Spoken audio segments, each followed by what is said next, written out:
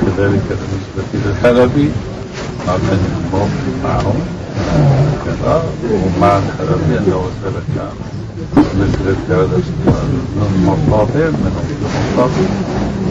المدار على الأدلة الشرعية، فمتى ظهر في الأدلة صحة القول وجب الأخذ منه وما لا فلا.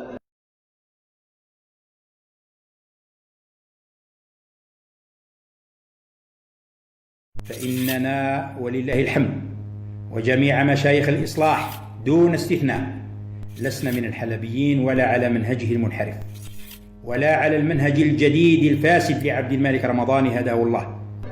ولا يجوز لطالب العلم أن يقبل الحق لأنه قال فلان ويرده لأنه رده فلان، لا، ليس هذا من شأن العلم، بل الحق يقبل بالأدلة ويرد الباطل بالأدلة.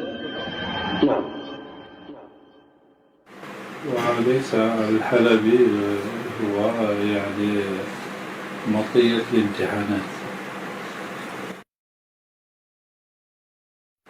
وليس الحلبي هو يعني مطية الامتحانات.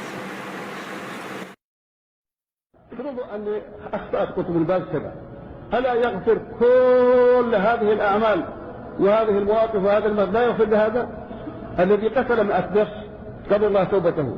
عند الحدادية لا رجوع بخطأ ولا يعترفون بخطأ، وإذا متى اعترف الإنسان بخطأ ما فيه، وإذا قال أذنبت وتوبت لا توبة أبدا. حتى عند الخوارج الغلاة إذا كانت تقبل توبته عندهم لا.